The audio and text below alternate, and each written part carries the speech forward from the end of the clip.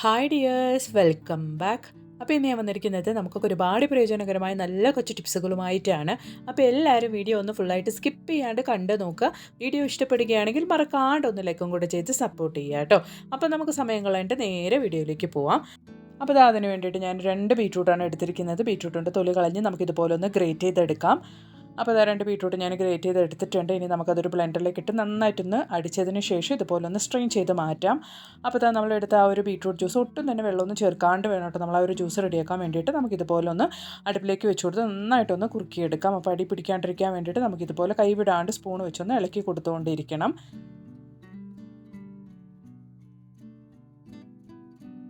അപ്പോൾ നന്നായിട്ട് കുറുകി വരുന്ന സമയത്ത് അരിപ്പൊടിയാണ് നമ്മളിവിടെ ചേർത്ത് കൊടുക്കുന്നത്. അപ്പോൾ നമ്മൾ എത്രത്തോളം കൺസിസ്റ്റൻസിയിലാണ് നമ്മളുടെ അടുത്ത് ആ ഒരു ബീറ്റ്റൂട്ട് ജ്യൂസ് ഉള്ളത് അതിനനുസരിച്ച് വേണം നമ്മൾ അരിപ്പൊടി ചേർത്ത് കൊടുക്കാൻ വേണ്ടിയിട്ട്. എന്നിട്ട് നന്നായിട്ട് നമുക്കിത് ഇതുപോലെ നന്നായിട്ട് ഫൈൻ പൗഡറായിട്ട് നമുക്കത് റെഡിയാക്കാനുണ്ട്. നന്നായിട്ട് ഇതുപോലെ ആ ഒരു ബീറ്റ്റൂട്ട് ജ്യൂസും അരിപ്പൊടിയും കൂടെ നന്നായിട്ടൊന്ന് റെഡിയാക്കി നമുക്കിതുപോലെ ഒന്ന് സെറ്റാക്കി എടുക്കണം. നല്ലൊരു ഫേസ് പാക്കാണ് കേട്ടോ ഇത്. ആഴ്ചയിൽ 1-2 തവണ നമ്മൾ ഇതൊക്കെ അപ്ലൈ ചെയ്യുകയാണെങ്കിൽ നല്ലതാണ്. നമ്മുടെ ഫേസിന് ബ്ലാക്ക് മാർക്സ് ഒക്കെ ഉണ്ടെങ്കിൽ പോകും, നന്നായിട്ട് ഹൈഡ്രേറ്റ് ചെയ്യും. അപ്പോൾ ഉറപ്പായിട്ട് നിങ്ങൾ ഈ ഒരു ഫേസ് പാക്ക് ഒന്ന് തയ്യാറാക്കി ട്രൈ ചെയ്ത് നോക്കുക കേട്ടോ. അപ്പോൾ ഇനി നമുക്ക് നമ്മുടെ അടുത്ത ടിപ്പൊന്ന് കണ്ടു നോക്കാം. നമ്മുടെ വീടുകളിൽ ഇതുപോലുള്ള കട്ടിയുള്ള വസ്ത്രങ്ങളൊക്കെ അലക്കി കഴിഞ്ഞാൽ നല്ല വെയിലൊന്നും ഇല്ലാത്ത സമയമൊക്കെ ആണെങ്കിൽ അതിൽ നിന്ന് ഒരുപാട് ബാഡ് സ്മെല്ല് വരും, നന്നായിട്ട് അത് പ്രോപ്പറായിട്ട് ഉണങ്ങാണ്ടിരിക്കുകയാണെങ്കിൽ. അപ്പോൾ ഇതുപോലുള്ള സ്വെറ്റേഴ്സ്, അതുപോലെ ബ്ലാങ്കറ്റ്സ്, ജീൻസ്, ഇതൊക്കെ നമ്മൾ അലക്കി കഴിഞ്ഞിട്ട് വരുന്ന ആ ഒരു ബാഡ് സ്മെല്ല് അത് ഒരുപാട് പേർക്ക് അറിയുന്നതാണ്. അത് പോകാൻ വേണ്ടിയിട്ട് നമുക്ക് ചെയ്യാൻ പറ്റിയൊരു നല്ലൊരു ടിപ്പാണ്. അപ്പോൾ വെയിലില്ലാത്ത സമയത്തൊക്കെ നിങ്ങളിതൊന്ന് ട്രൈ ചെയ്ത് നോക്കുക കേട്ടോ.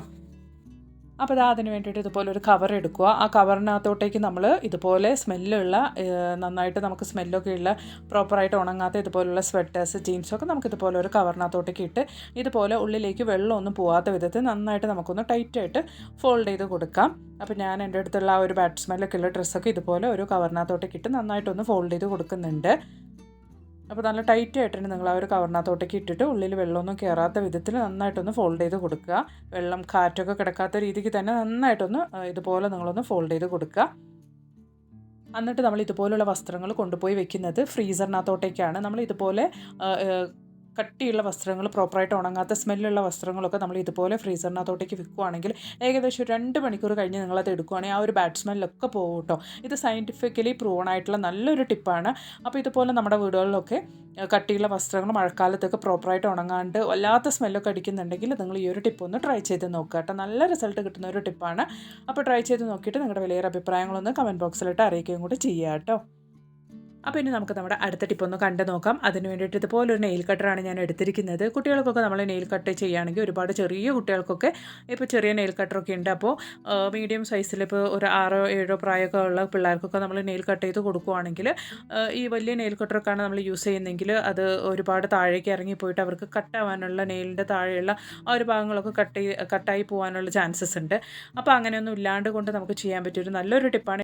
ഇതുപോലെ ഒരു ടൂത്ത് പിക്ക് എടുത്തതിന് ശേഷം അതിൽ റബ്ബർ ബാൻഡ് ഇതുപോലെ ഒന്ന് ചുറ്റി എടുത്തതിന് ശേഷം എൻ്റെ അടുത്ത് കുറച്ച് വലിയ റബ്ബർ ബാൻഡ് ആയിരുന്നു. അപ്പോൾ ഞാനത് ഇതുപോലെ ഒന്ന് ചെറിയ കഷ്ണങ്ങളാക്കി ഒന്ന് കട്ട് ചെയ്തതിന് ശേഷമാണ് ആ ഒരു ടൂത്ത് പിക്കിലേക്ക് കെട്ടിക്കൊടുത്തത്.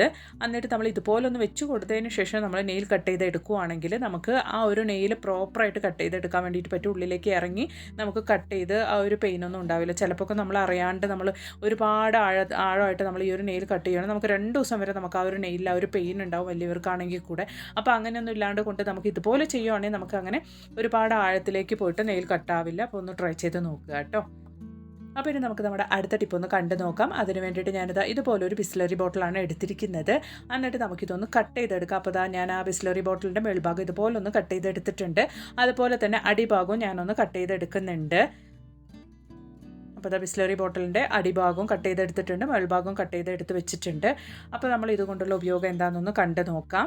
അപ്പോൾ നമ്മൾ ഇത് ഉപയോഗിക്കാൻ വേണ്ടിയിട്ട് പോകുന്നത് നമ്മൾ കിച്ചൺ സിങ്കിൽ പാത്രമൊക്കെ കഴുകി കഴിഞ്ഞാൽ ആ ഒരു സ്ക്രബ്ബർ നമ്മൾ ഇതുപോലെ ആ ഒരു സ്പോഞ്ചൊക്കെ നമ്മൾ അങ്ങനെ വെക്കുകയാണെങ്കിൽ അതൊന്ന് പിന്നീട് ഒരുപാട് ബാഡ് സ്മെല്ലൊക്കെ വരും. ആ ഒരു വെള്ളം അതിൽ തന്നെ തങ്ങി നിന്നിട്ട്. അപ്പോൾ അങ്ങനെ ഇല്ലാണ്ട് കൊണ്ട് ഇതുപോലെ റെഡിയാക്കി വെക്കുകയാണെങ്കിൽ അതിനകത്തുള്ള വെള്ളമൊക്കെ മെല്ലെ മെല്ലെ താഴത്തോട്ട് ഇങ്ങനെ അരിച്ചിറങ്ങുകയും പിന്നീട് ആ ഒരു ബാഡ് സ്മെല്ലൊന്നും നമുക്ക് ഉണ്ടാവില്ല. എപ്പോഴും ഹൈജീനിക്കായിട്ട് നമുക്ക് ആ ഒരു സ്പോഞ്ച് ആണെങ്കിലും സ്റ്റീൽ സ്ക്രബ്ബർ ആണെങ്കിലും ഒക്കെ ഇരുന്നോളും. അപ്പോൾ ഇതുപോലെ ഒന്ന് ട്രൈ ചെയ്ത് നോക്കുക കേട്ടോ. അപ്പോൾ ഇനി നമുക്ക് നമ്മുടെ അടുത്ത ടിപ്പ് ഒന്ന് കണ്ടു നോക്കാം. അതിന് വേണ്ടിയിട്ട് ഇതുപോലെ ബിസ്ലറി ബോട്ടിൽ ഞാൻ മേൽഭാഗം ഇതുപോലെ ഒന്ന് കട്ട് ചെയ്താൽ മേൽഭാഗത്ത് മാത്രം ചെറുതായിട്ടൊരു കട്ട് കൊടുക്കുന്നുണ്ട്, ചെറുതായിട്ടൊന്ന് കട്ട് ചെയ്തെടുക്കുന്നുണ്ട്. എന്നിട്ട് ആ ഒരു താഴ്ഭാഗത്ത് നിന്ന് ഇതുപോലെ മേൽഭാഗത്തേക്കൊന്ന് കട്ട് ചെയ്തെടുക്കുന്നുണ്ട് ബിസ്ലറി ബോട്ടിൽ.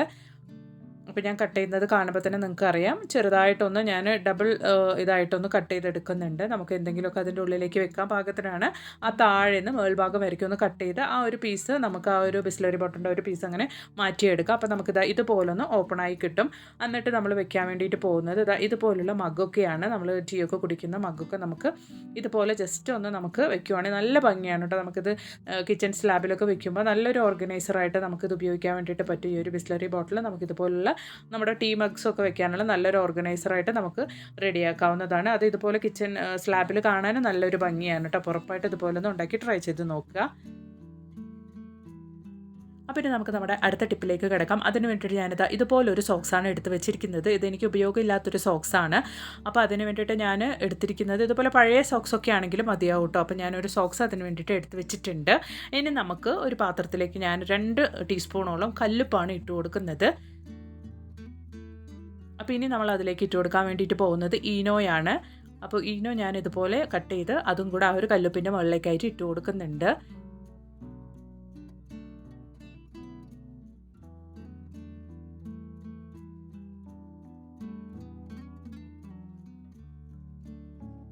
അപ്പോൾ ഇനി നമ്മൾ അതിലേക്ക് ഇട്ട് കൊടുക്കാൻ വേണ്ടിയിട്ട് പോകുന്നത് ബേക്കിംഗ് സോഡയാണ്. ബാഡ് സ്മെല്ലൊക്കെ പോക്കാൻ കഴിവുള്ളതാണ് ഈ ഒരു ബേക്കിംഗ് സോഡയ്ക്ക്. അപ്പോൾ അതും കൂടെ ചേർത്ത് നമുക്ക് ആ ഒരു കല്ലുപ്പും ഈനോയും അതുപോലെ തന്നെ ബേക്കിംഗ് സോഡയൊക്കെ ചേർത്ത് നമുക്കിതുപോലെ നന്നായിട്ടൊന്ന് മിക്സ് ചെയ്ത് കൊടുക്കാം. അപ്പോൾ ഇനി നമുക്കിതിൽ ഒരു ഇൻഗ്രീഡിയൻറ്റ് കൂടെ ഒന്ന് ചേർത്ത് കൊടുക്കാൻ വേണ്ടിയിട്ടുണ്ട്. അപ്പോൾ ഇതിൻ്റെ ഇടയിൽ ഞാനൊരു 1/4 ടീസ്പൂണോളം കോൾഗേറ്റും കൂടെ ആഡ് ചെയ്ത് കൊടുത്തായിരുന്നു. ആ ഒരു വീഡിയോ എൻ്റെ നിന്ന് സ്കിപ്പായി പോയിട്ടുണ്ട്. അപ്പോൾ നമ്മൾ കല്ലുപ്പും അതുപോലെ തന്നെ ഈനോയും ബേക്കിംഗ് സോഡയും കോൾഗേറ്റുമാണ് ഈ ഒരു മിക്സിൽ നമ്മൾ ചേർത്തിട്ടുള്ളത്. അപ്പോൾ കോൾഗേറ്റ് ഞാൻ ചേർത്ത് കൊടുത്തിട്ടുണ്ട്. അപ്പോൾ ആ ഒരു വീഡിയോ എൻ്റെ നിന്ന് മിസ്സായി പോയിട്ടുണ്ട്. അപ്പോൾ ഇതും കൂടെ ചേർത്ത് നമുക്ക് നന്നായിട്ട് ഇതുപോലെ ഒന്ന് മിക്സ് ചെയ്തെടുക്കാം. എന്നിട്ട് നമ്മൾ ഓൾറെഡി എടുത്ത് വെച്ചിരിക്കുന്ന ആ ഒരു സോക്സിനകത്തോട്ടേക്ക് നമ്മൾ റെഡിയാക്കി വെച്ചിരിക്കുന്ന ഈ ഒരു മിക്സ് നമുക്ക് ഇട്ട് കൊടുക്കാം.